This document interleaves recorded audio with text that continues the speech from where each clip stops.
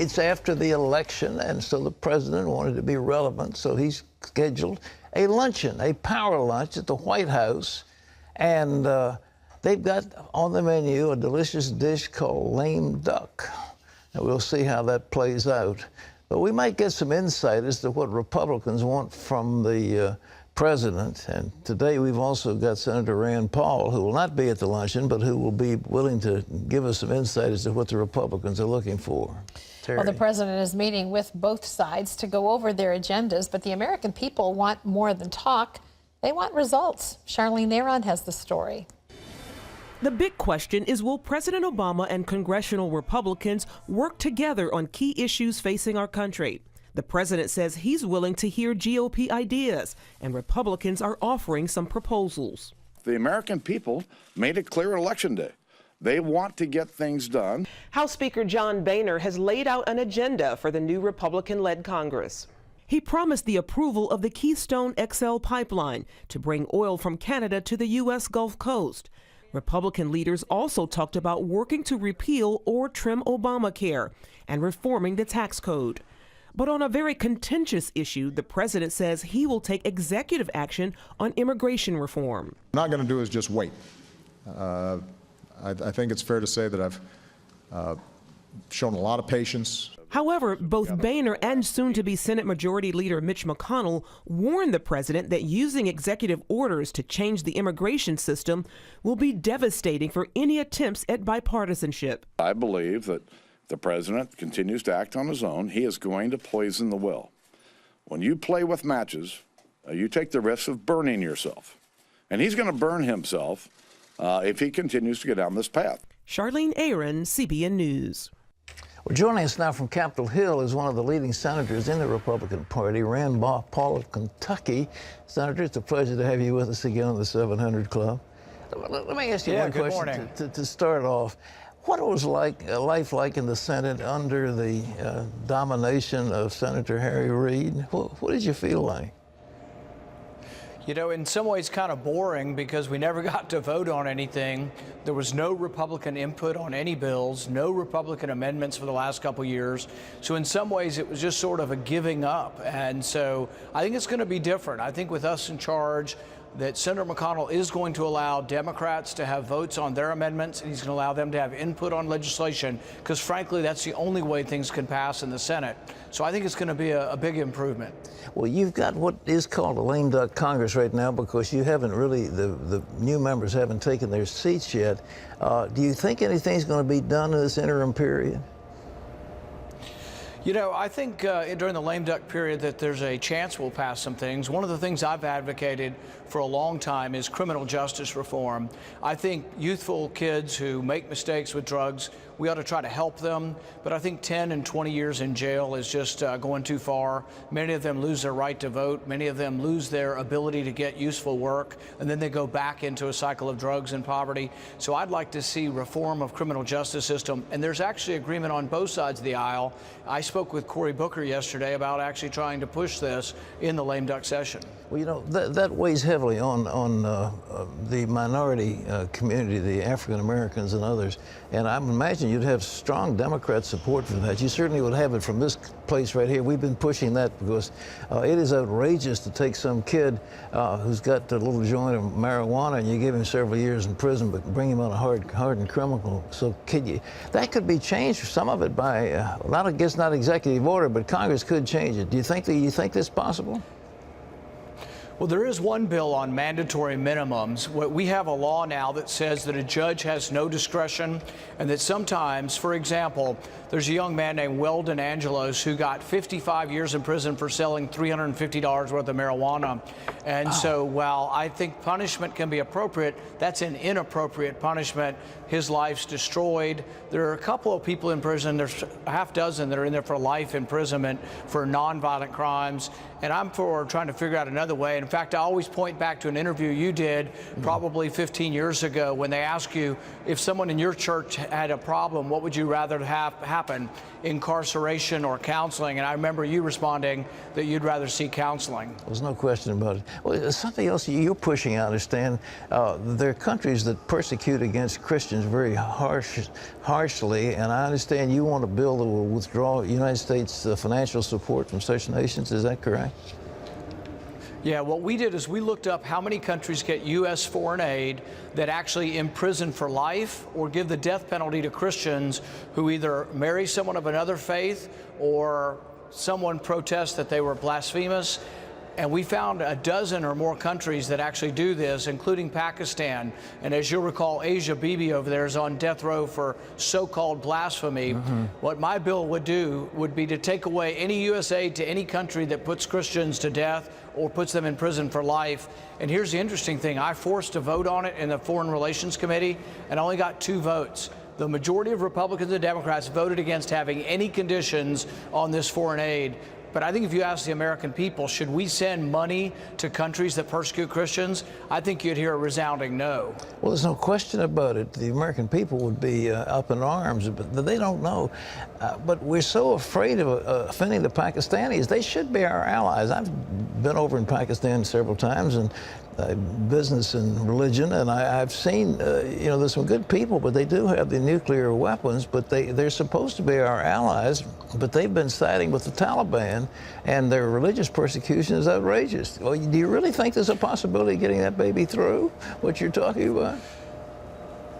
Right now, it's incredibly popular with the people when I'm out talking in Kentucky or wherever I go, but it's not that popular in Washington. In Washington, they don't want any strings attached to foreign aid, but as a consequence, nobody changes their behavior.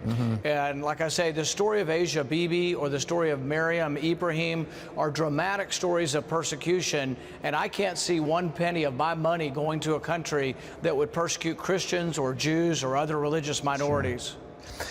I guess the leading point in the election, which was won so resoundingly by the Republicans, had to be Obamacare. Do you take it incrementally? Are you going to make a frontal assault on it? Or how do you see when the new Senate is constituted? I think we should repeal the whole thing. I think most Americans are appalled by the fact that they don't get to choose their doctor and that the government tells them which doctor and which insurance plan they have to buy. And so I think we should repeal the whole thing. Now, I can't promise you we'll be successful, but I think there should be a vote on repealing the whole thing. If we don't get enough votes on that, I would propose that we start offering other alternatives until we finally find an alternative the president will sign. I think the idea of choice ought to be given back to the American people. I think the idea that the work week, that at 30-hour work week, we shouldn't force insurance on employers, because what that has led to is 2.5 million people have lost their job. So I'm concerned about the low-wage earner who is trying to get a job, who, when you force insurance on that employer, never gets that job. And these are the people in our country who are struggling: low wage, minimum wage, hourly wage, and Obamacare has hurt them the worst. Looking forward a little bit, I know that your name has been in contention as a possible candidate, but you also, on election eve, mentioned the candidate of the Democratic Party who didn't do too well. What do you think about her? Do you think she can win this thing? I mean, is she going to be the nominee of the Democrat? You know, I think a lot of candidates this time around ran as Clinton Democrats. They tried to disassociate themselves from the president, but we tried to make the point that, you know what, running as a Clinton Democrat wasn't much better than running as an Obama Democrat. They were largely unsuccessful, and most of Hillary Clinton's people that she worked hard to campaign for, and Bill Clinton, actually didn't do very well.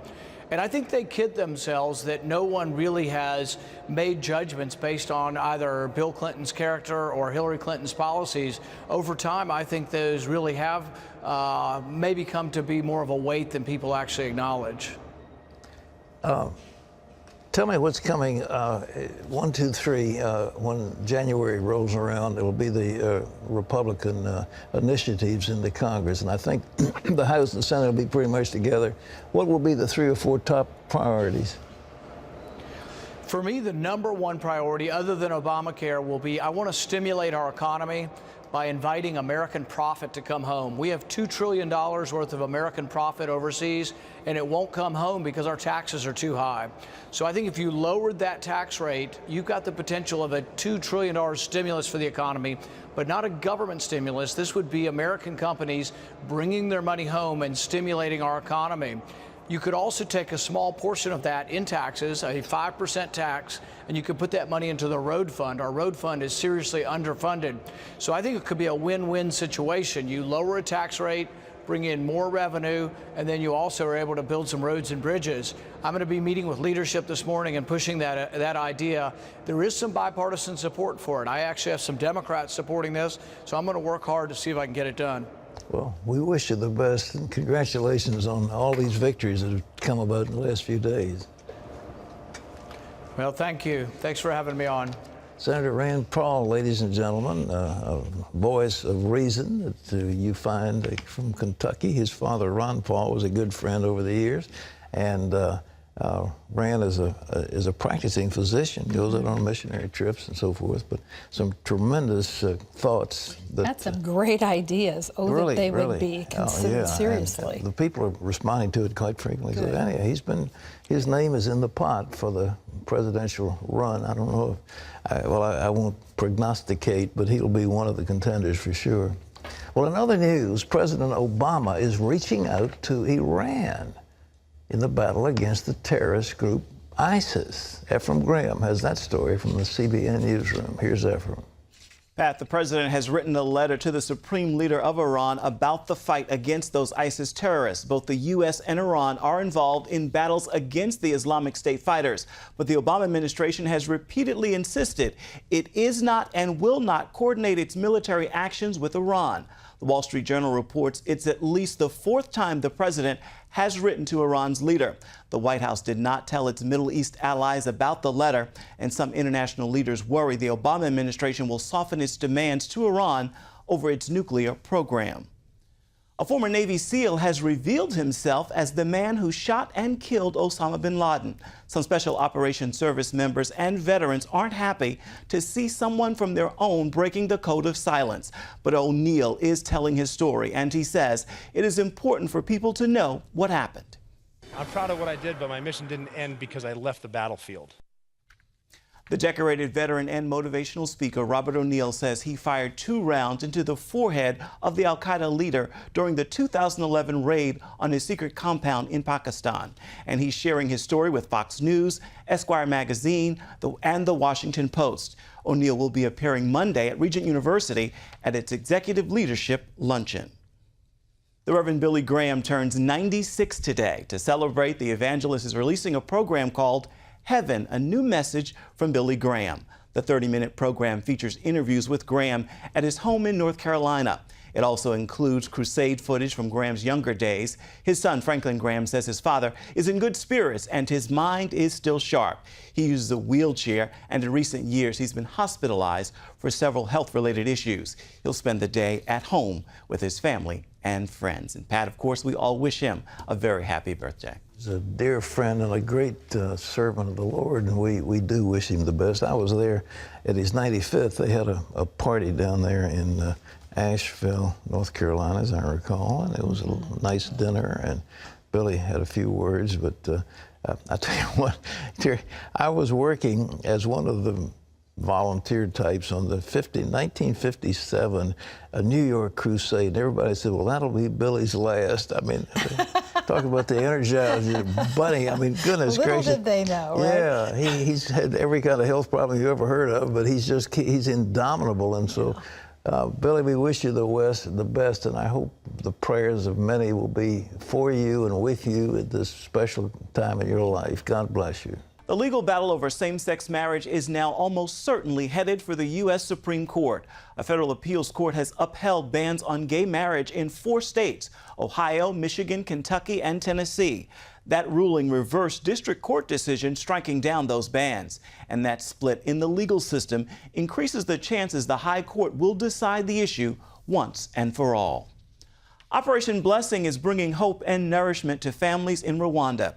In partnership with Gardens for Health International, Operation Blessing is providing food to hungry families through an agricultural training program. It teaches families how to cultivate gardens that produce the nutritious foods they so desperately need. Since enrolling in the program, one mother says all of her children have grown strong and malnutrition will never touch her family again. You can find out more about Operation Blessing by going to its website, ob.org.